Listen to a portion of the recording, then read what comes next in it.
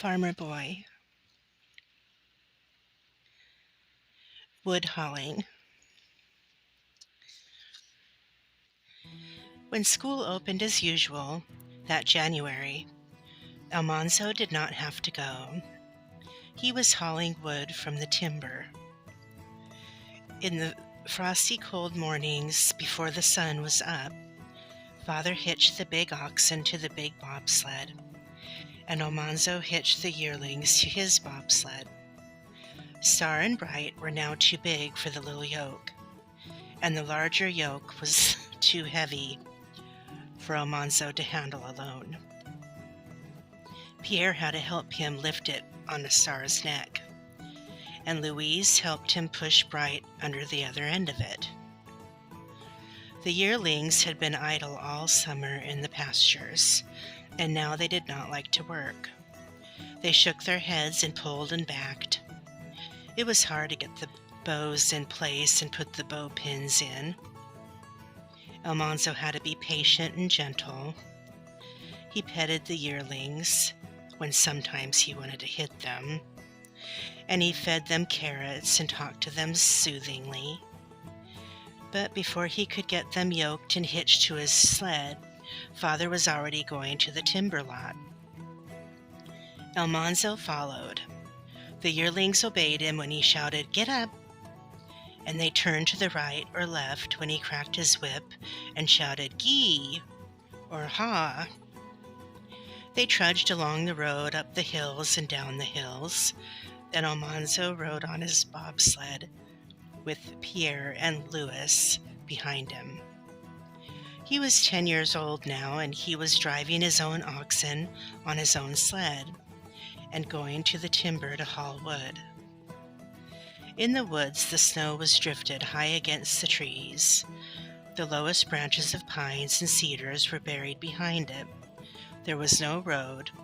There were no marks on the snow but the feather-stitching tracks of birds and the blurry spots where rabbits had hopped.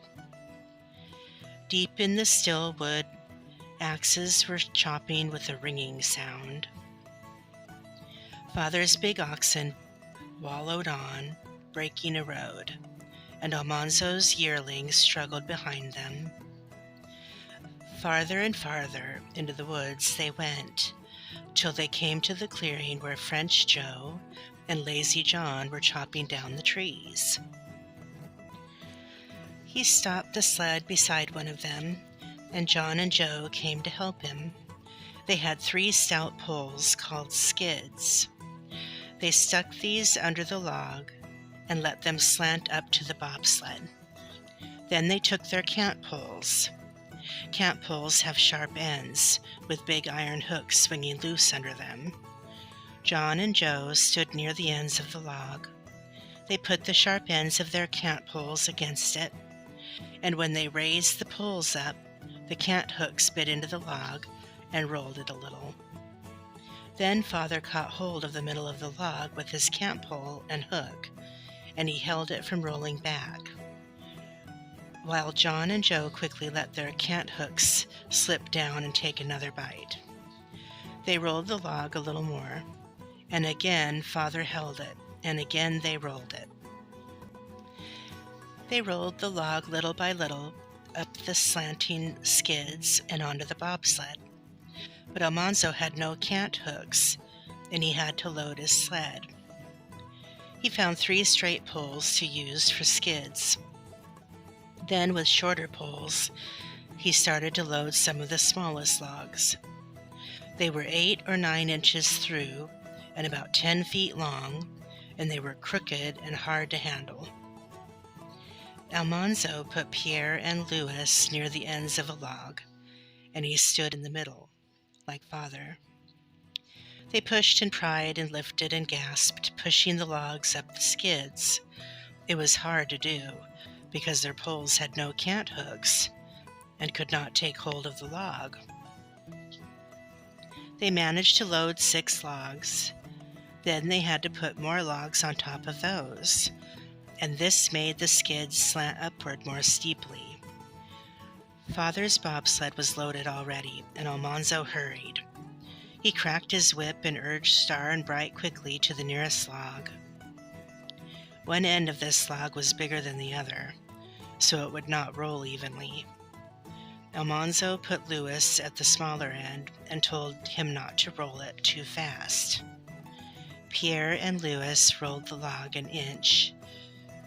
Then Almanzo stuck his pole under it and held it, while Pierre and Lewis rolled it again. They got the log high up on the steep skids. Almanzo was holding it up with all his might.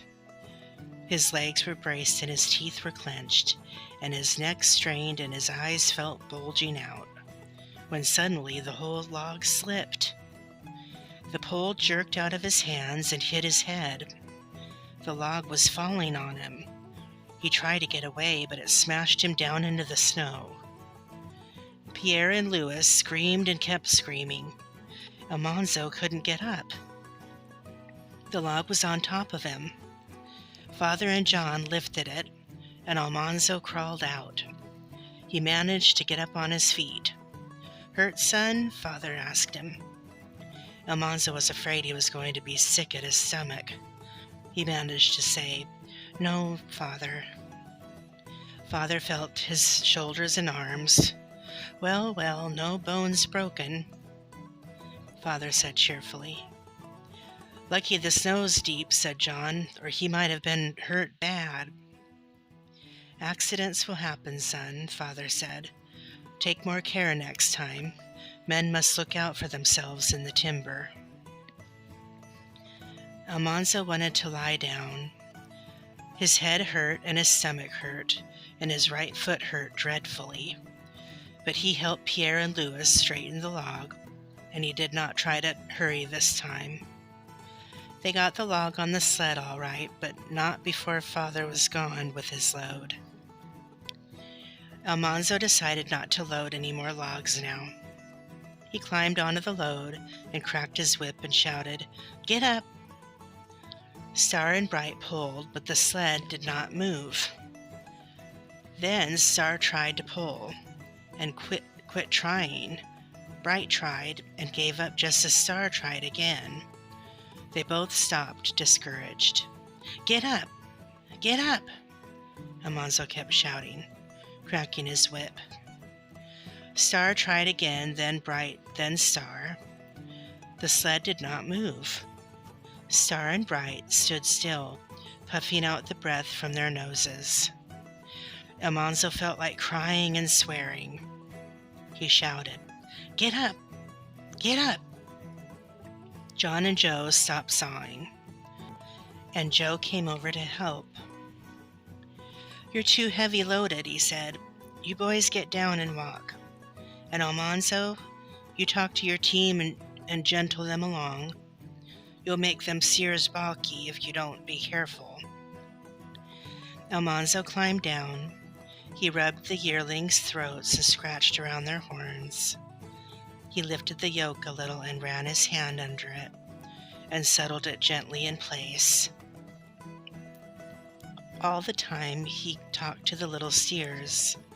Then he stood beside Star and cracked his whip and shouted, "Get up!" Star and Bright pulled together, and the sled moved. Almanzo trudged all the way home. Pierre and Lewis walked in the smooth tracks behind the runners, but Almanzo had to struggle through the soft, deep snow beside Star. When he reached the woodpile at home, Father said he had done well to get out of the timber. "Next time, son, you'll know better than to put on such a heavy load before the road's broken," Father said. "You spoil a team if you let them seesaw. They get the idea they can't pull the load and they quit trying.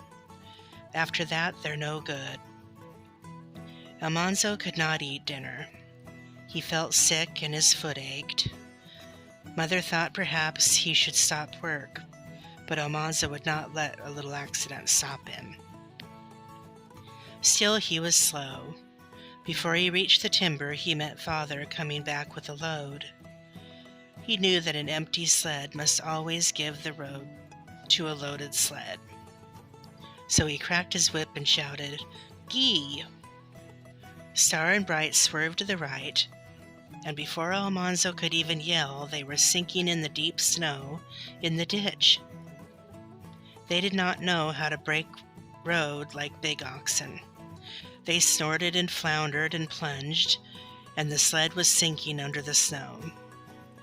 The little steers tried to turn around. Logs lay all around, half buried in snow. John and Joe had sawed them into 15-foot lengths, and some of them were 2 feet through. The huge logs were so heavy that 6 men couldn't lift them, but Father had to load them onto the bobsled. The twisted yoke was almost choking them. Almanzo struggled in the snow, trying to reach the yearlings' heads. Father turned and watched while he went by. Then he faced forward again and drove on toward home. Almanzo got hold of Star's head and spoke to him gently. Pierre and Louis had hold of Bright, and the yearlings stopped plunging. Only their heads and their backs showed above the snow. Almanzo swore. "Gall dang it!" They had to dig out the steers and the sled. They had no shovel. They had to move all that snow with their hands and feet. There was nothing else they could do. It took them a long time, but they kicked and pawed all the snow away from in front of the sled and the steers. They tramped it hard and smooth in front of the runners. Almanzo straightened the tongue and the chain and the yoke. He had to sit down and rest a minute, but he got up and he petted Star and Bright and spoke to them encouragingly. He took an apple away from Pierre and broke it in 2 and gave it to the little steers. When they had eaten it, he cracked his whip and cheerfully shouted, "Get up!" Pierre and Louis pushed the sled with all their might. The sled started. Almanzo shouted and cracked his whip. Star and Bright hunched their backs and pulled. Up they went out of the ditch, and up went the sled with a lurch. That was one trouble Almanzo had got out of, all by himself. The road in the woods was fairly well broken now, and this time Almanzo did not put so many logs on the sled. So he rode homeward on the load, with Pierre and Louis sitting beside him. Down the long road he saw Father coming, and he said to himself that this time Father must turn to let him go by. Star and Bright walked briskly, and the sled was sliding easily down the white road. Almanzo's whip cracked loudly in the frosty air. Nearer and nearer came Father's big oxen, and Father riding on the big sled. Now, of course, the big oxen should have made way for Almanzo's load. Or perhaps Star and Bright remembered that they had turned out before. Or perhaps they knew they must be polite to older, bigger oxen. Nobody expected them to turn out of the road, but suddenly they did. One sled runner dropped into the soft snow, and over went the sled and the load and the boys, topsy-turvy, pell-mell. Almanzo went sprawling through the air and head first into the snow. Logs lay all around, half buried in snow. John and Joe had sawed them into 15-foot lengths, and some of them were 2 feet through. The huge logs were so heavy that 6 men couldn't lift them, but Father had to load them on the bobsled. Almanzo went sprawling through the air and head first into the snow. He wallowed and scrambled and came up. His sled stood on edge. The logs were scattered and upended in the drifts. There was a pile of red-brown legs and sides deep in the snow. Father's big oxen were going calmly by. Pierre and Louis rose out of the snow, swearing in French. Father stopped his oxen and got off his sled. "Well, well, well, son," he said, "seems we've met again." Almanzo and Father looked at the yearlings. Bright lay on Star. Their legs and the chain and the tongue were all mixed up, and the yoke was over Star's ear. The yearlings lay still, too sensible to try and move. Father helped untangle them and get them on their feet. They were not hurt.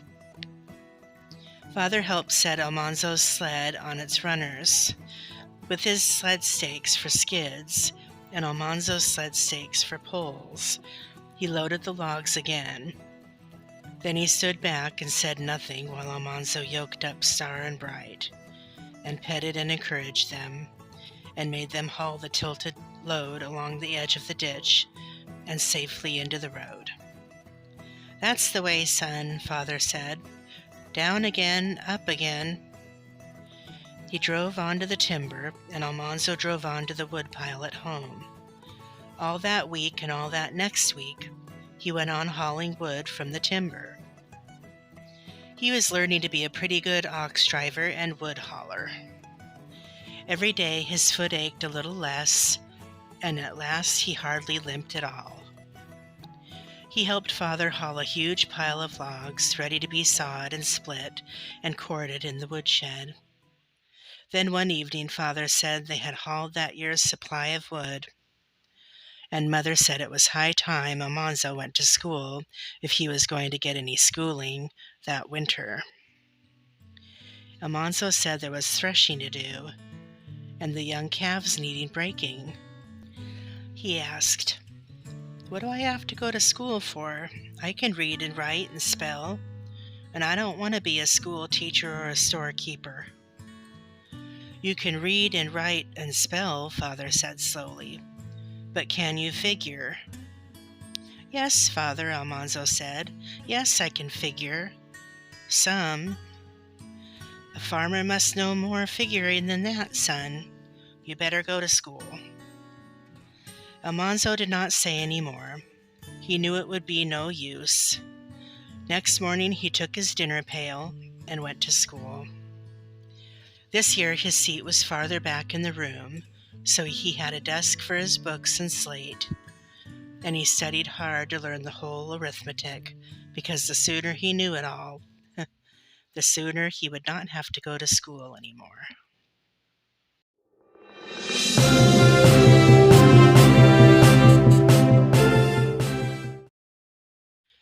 Farmer Boy.